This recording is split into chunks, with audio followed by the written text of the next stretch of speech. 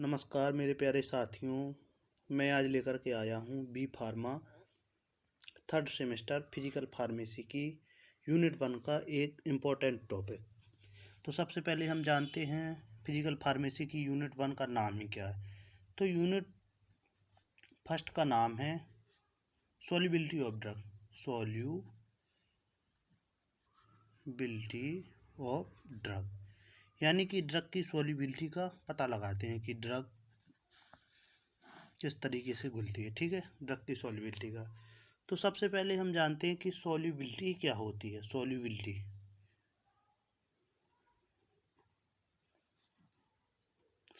क्या होती है, ठीक है।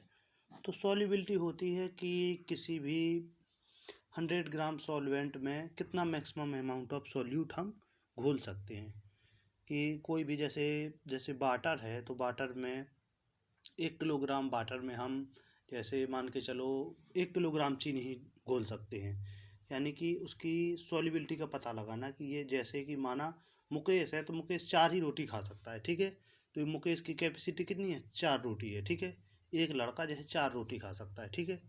तो इसी प्रकार से सॉल्युबिलिटी, तो हम इसकी डेफिनेशन क्या बना सकते हैं। इसकी डेफिनेशन हम लिख सकते हैं कि maximum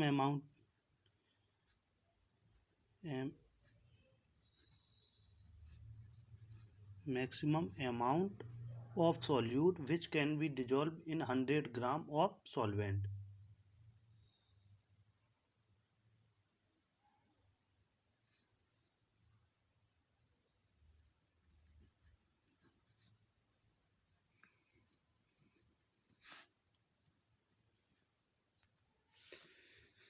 Maximum amount of solute which can be dissolved in 100 gram of solvent is called solubility of drug। ठीक है। तो इसमें एक टॉपिक आता है सॉल्यूशन। सॉल्यूशन क्या होता है, सॉल्यूशन क्या होता है। सॉल्यूशन को देख के ही पता चलता है कि दो किन्हीं भी कंपाउंड को मिक्स करना सॉल्यूशन कहलाता है, ठीक है।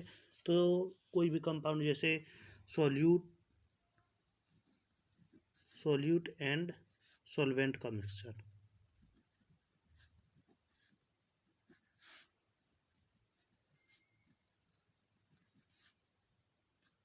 सॉल्यूशन कहलाता है,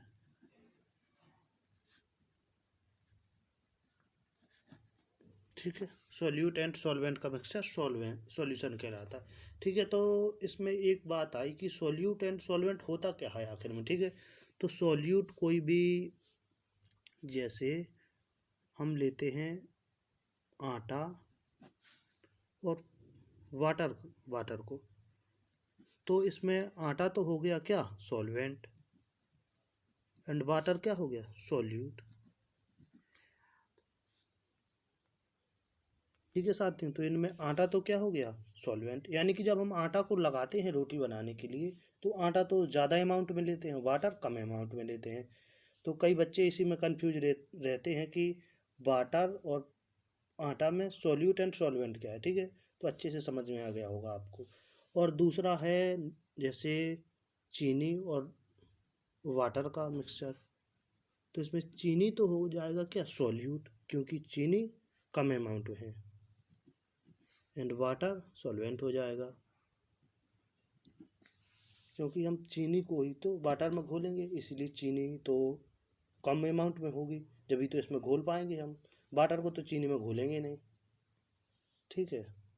तो अब अब हम अब हम जानते हैं कि सॉल्यूशन कितने टाइप का होता है। सॉल्यूशन बेसिकली 3 टाइप का होता है, saturated, unsaturated and super saturated.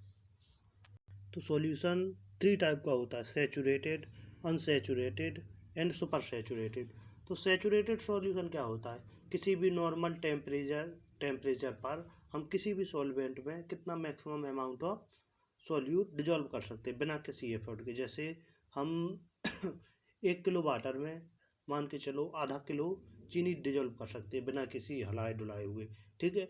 अब हम उसी में 1 किलो वाटर में हम 2 किलो चीनी डिजॉल्व करेंगे, तो उसको हमको हिलाना पड़ेगा, बहुत देर तक गर्म करना पड़ेगा, ठीक है।